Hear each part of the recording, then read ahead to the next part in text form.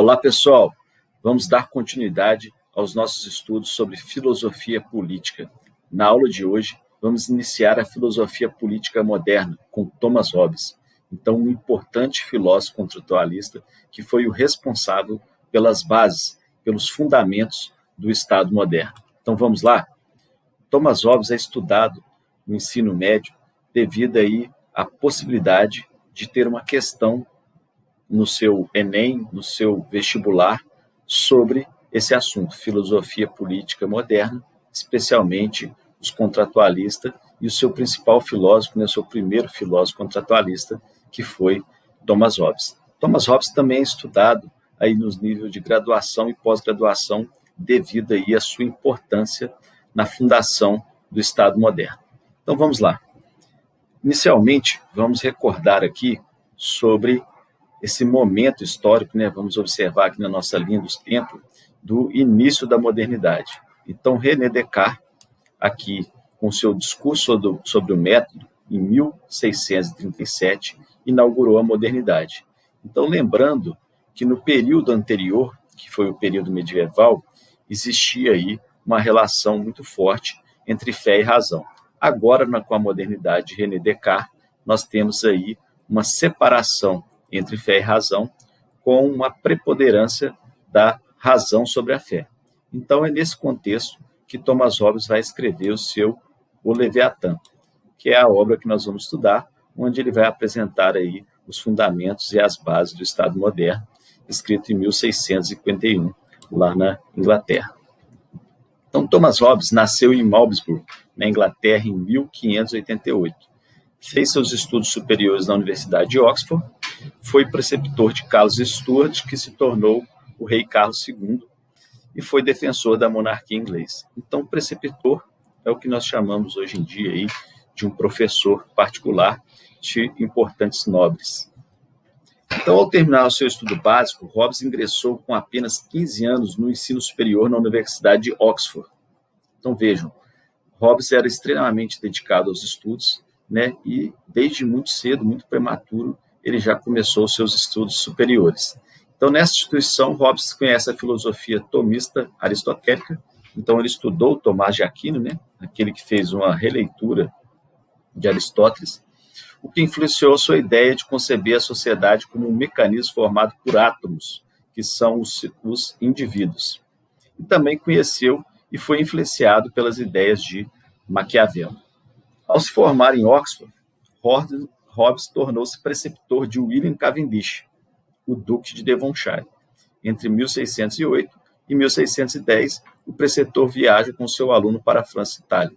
Então, gosto sempre de destacar a importância que é para todos nós realizar viagens, conhecer novas realidades, conhecer novas culturas, novas regras, novas normas de convivência. Então, ele viajou para a França e Itália. Isso certamente contribuiu para o seu pensamento, para a sua filosofia. Em 1621, Hobbes trabalha como assistente do também filósofo inglês Francis Bacon. E em 1628, torna-se preceptor do filho de Sir Gervase Clifton, outro nobre inglês.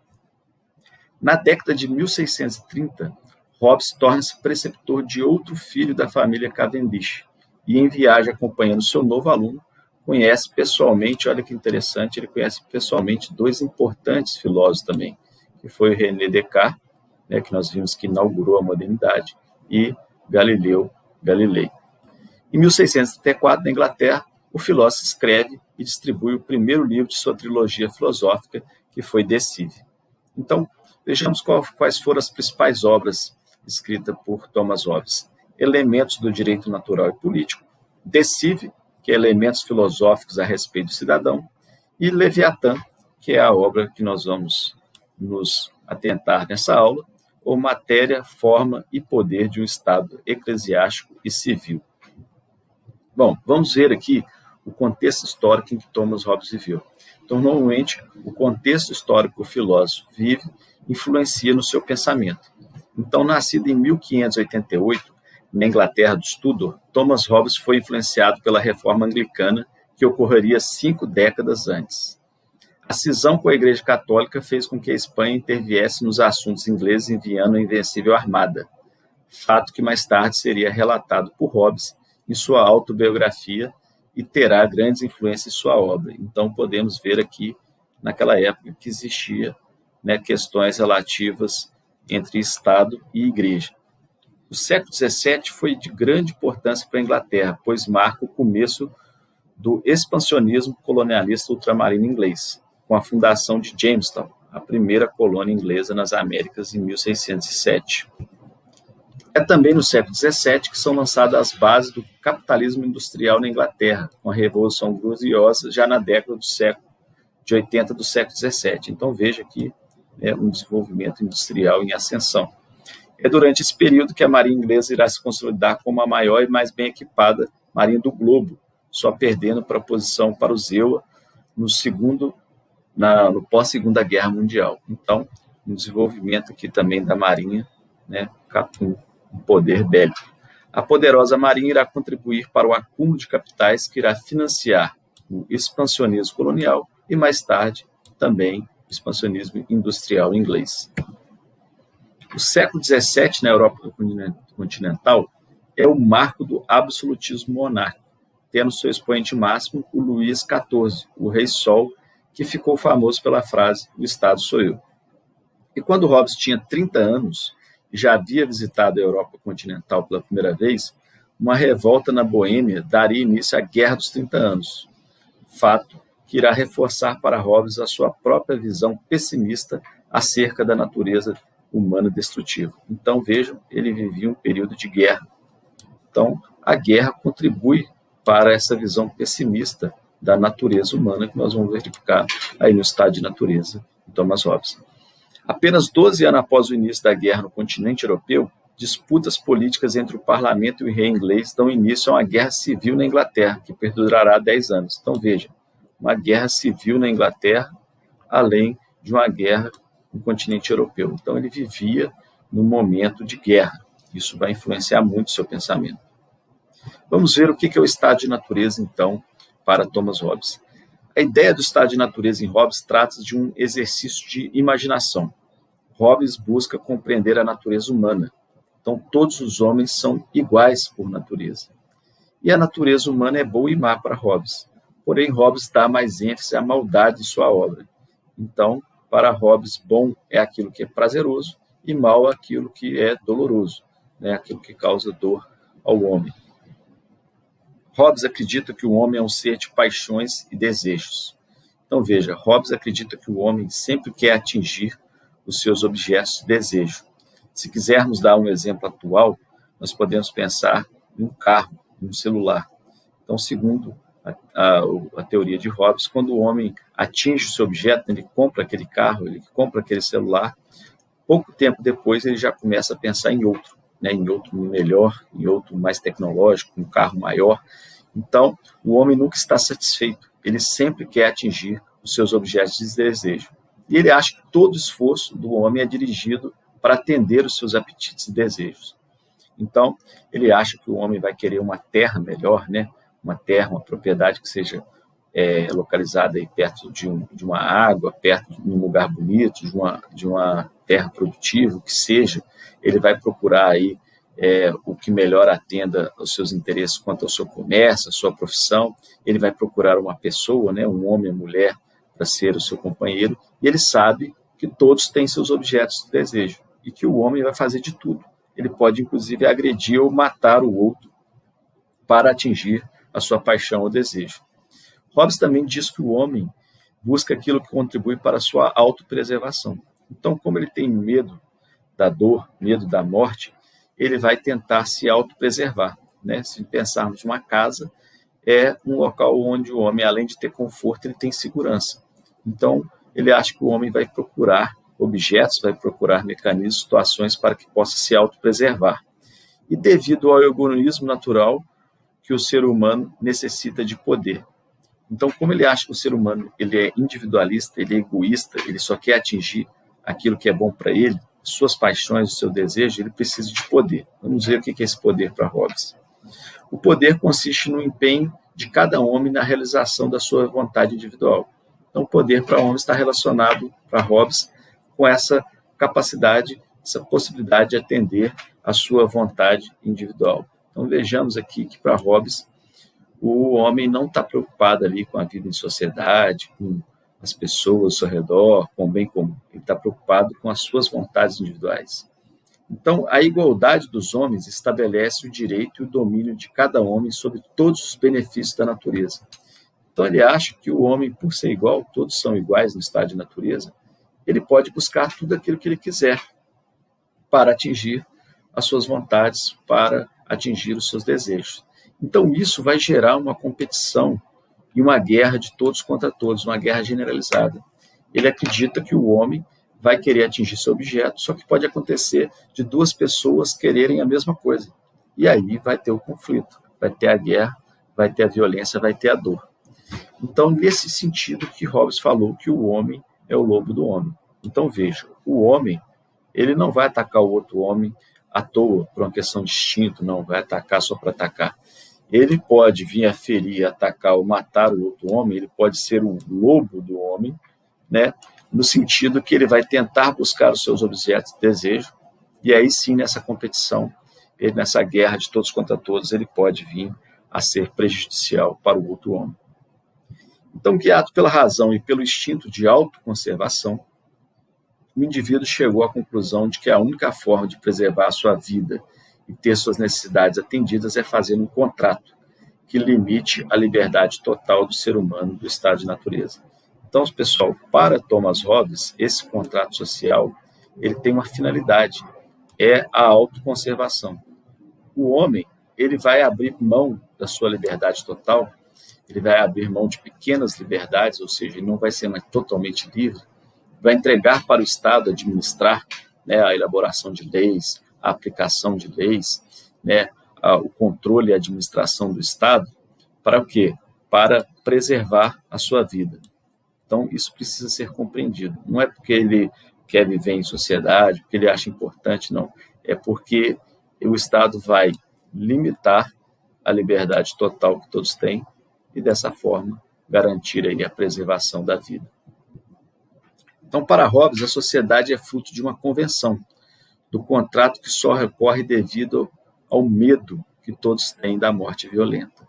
O Estado é uma instituição artificial, né? É um mal necessário para Hobbes, pois, apesar de tornar a vida possível, ele limita a liberdade humana. Então, o Estado é formado pela vontade de todos.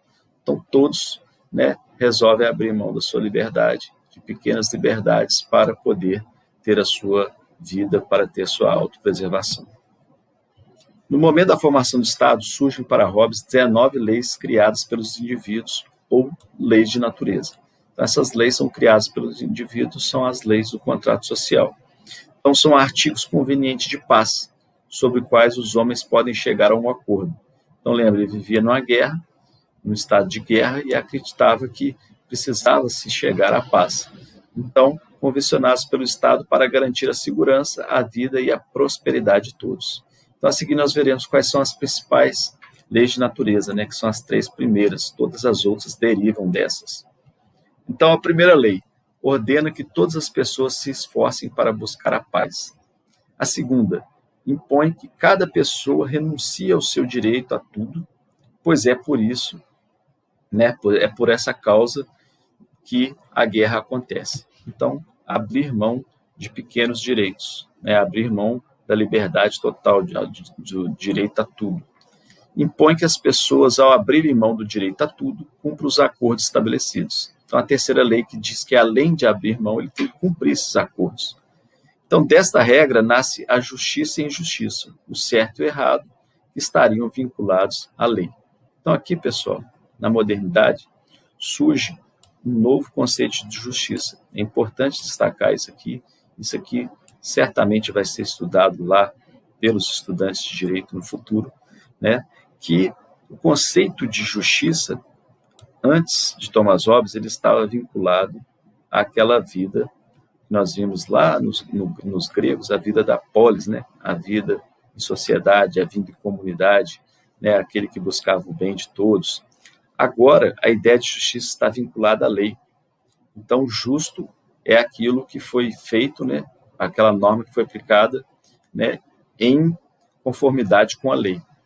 Então, o que a lei disser aquele que cumpre a lei fez o que é certo e aquele que não cumpre fez o que é errado. Então, justo e injusto está vinculado à lei.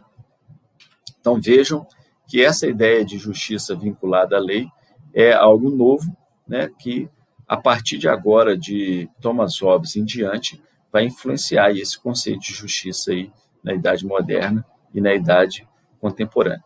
Cabe destacar que, como nós veremos mais a seguir, a lei aqui, para Hobbes, ela depende da vontade do soberano. Então, isso é muito problemático, mas não precisamos aprofundar nisso agora.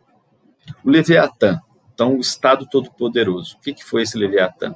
Então, o Leviatã de Hobbes, o rei absoluto com a armadura formada pelos seus súditos. Então, veja aqui na roupa, aqui, né, na armadura do Leviatã, existem várias pequenas escamas que representam os indivíduos, causando temor pela espada e dominando toda a paisagem. Então, está aqui a espada representando a força, né, o poder do Estado, e ele domina toda a paisagem. Então, ele domina tudo, ele domina a igreja, nós vamos ver que ele tem um controle sobre a religião, sim, ele domina aí a guerra, né, fazer ou não fazer a guerra, ele domina aqui a elaboração e a aplicação de leis, tudo que está dentro do Estado é controlado pelo Leviatã. Então, a obra de Thomas Hobbes recebeu o nome de Leviatã, que foi uma figura retirada da mitologia fenícia, a qual a Bíblia Sagrada se refere no livro de Jó. Nele, o Leviatã é uma espécie de crocodilo, um monstro cruel, poderoso e invencível, ao qual Hobbes designa como Deus mortal, pois acima dele haveria um Deus imortal, que é o Deus cristão.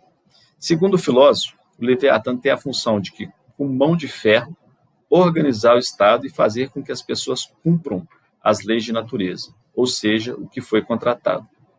Abaixo do Estado, todos são iguais em direitos, e o papel do soberano é evitar o poder do mais forte sobre o mais fraco, assim como o monstro Leviatã protegia os peixes fracos dos peixes mais fortes.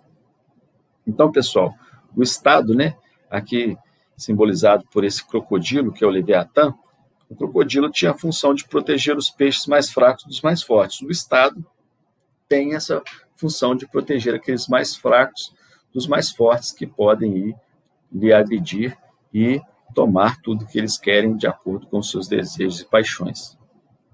Então, devido ao egoísmo comum aos indivíduos e à tendência a descumprir o que foi contratado, é preciso um poder maior, absoluto e incondicional, que obriga as pessoas, né, a cumprir o que foi contratado. A única maneira de que a paz seja estabelecida é através da força, segundo Hobbes, ou seja, sem a espada que lhe impõe o respeito, não tem jeito, as pessoas podem vir a descumprir o contrato. O Estado está acima dos cidadãos e não participa do contrato, podendo fazer o que for preciso para manter a paz. Então, o soberano possui para Hobbes um poder sem limites e indivisível. Então, o Estado Todo-Poderoso, né, o Leviatã, possui um poder sem limites. Ele está acima de tudo e de todos. Ele vai fazer as leis, ele vai modificar as leis, ele vai aplicar as leis. Então, ele está acima da justiça e tem por função criar leis e obrigar o seu cumprimento. O Estado deve orientar os indivíduos em todos os campos da vida, inclusive sobre assuntos religiosos. Então, a religião também deve estar na mão do Estado, para Thomas Hobbes.